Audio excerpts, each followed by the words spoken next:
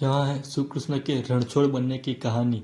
भगवान श्री कृष्ण का जन्म कंस का वध कर समस्त पृथ्वी लोगों को उसके अत्याचार से मुक्त कराने हेतु हुआ था। किशोर अवस्था में ही वह गोकुल से मथुरा आ गए तथा दुष्ट कंस का वध किया था। कंस की मृत्यु से दुखी उसके असुर जरासंध ने एक विशाल सेना लेकर मथुरा पर आक्रमण कर दिया। इस आक्रमण में उसके साथ शिशुपाल और कालियावन जैसे शक्तिशाली राजा भी शामिल थे। जल्द ही सेना मथुरा जा पहुंची और मथुरा की राजसभा में श्री कृष्ण तथा बलराम को सेना को सौंपने का आदेश भेज दिया। इस युद्ध को टालने तथा मथुरा के निर्दोष नागरिकों को बचाने के लिए श्री कृष्ण ने रातों रात वहां से सैकड़ों किलोमीटर दूर समुद्र में एक नई नगरी द्वारिका का निर्माण करवाया। अपनी माया से उन्होंने समस्त नागरिकों को उनके पशुओं तथा संपत्तियों को नींद में ही नई नगरी में पहुंचा दिया।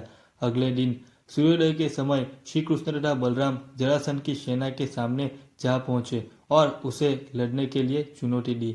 जैसे ही जरासंध और दूसरे राजा ने श्री कृष्ण को मारने के लिए शस्त्र उठाए, दोनों भाई भागने लगे। उन भाइयों के पीछे जरासंध तथा कालियावन भी राजा भी भागने लगे। कुछ ही देर में दोनों भाई बहुत आगे निकल गए और उनके पीछे केवल मात्र कालियावन रह गया। उसे देवताओं ने वरदान दिया था कि उसकी हत्या किसी अस्त्र या शस्त्र से नहीं होगी। ऐसे में वह निर्भक था और लगातार श्री कृष्ण का पीछा करते करते एक गुफा में जा पहुंचा। गुफा में राजा मुचुकुंद सो रहे थे, जिन्होंने इंद्रदेव ने वरदान दिया था कि जो भी उन्हें उठाएगा वह उनके देखते ही जलकर भस्म हो जाएगा। वहां पहुंचकर श्री कृष्ण ने सोए हुए मुचुकुंद पर अपना पीताम्बर डाल दिया और स्वयं छिप गए। कालियावन भी वहां जा पहुंचा और सोए हुए राजा मुचुकुंद पर पीताम्बर देख उन्हें श्री कृष्ण समझ बैठा। उसने मुचुकुंद को उठाने के लिए लात मारी, जिसके कारण उनकी निंद्रा खुल गई और उनके देखते ही कालियावन वहीं पर जलकर भस्म हो गया।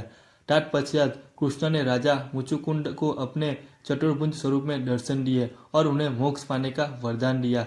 वहीं दूसरी ओर जरासंध और बाकी राजा पूरी तरह से खाली मथुरा से वापिस लौट गए। युद्ध से भागकर श्री कृष्ण ने रखा देवताओं के वरदान का मान।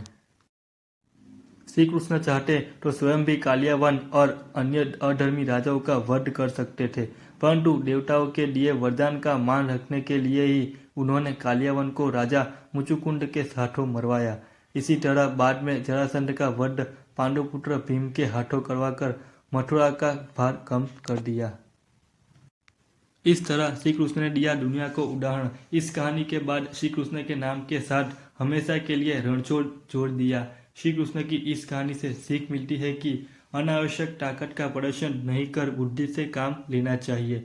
इस तरह हम अपनी शक्तियों को खर्च होने से रोक सकते हैं और बड़े से बड़े संकट का भी सामना कर सकते हैं।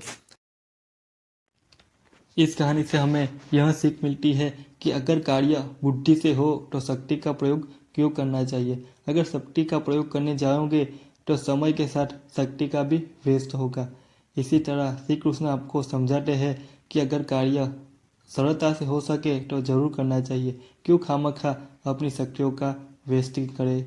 आपको इस तरह श्री कृष्ण के जीवन की सभी कहानियों सुनने के लिए आप हमारे चैनल को सब्सक्राइब करें और बेल आइकन को भी ज़रूर ऑन करें, ताकि सबसे पहले आप वीडियो देख सकें। और श्री कृष्ण की कहानी से हमारे जीवन में खूब महत्व छुपे हुए हैं, जिससे आप अपने जीवन को और भी अच्छा बना सकते हैं, ताकि श्री कृष्ण के ज्ञान आपके जीवन में भर जाए और आपका जीवन सुखमय बन जाए।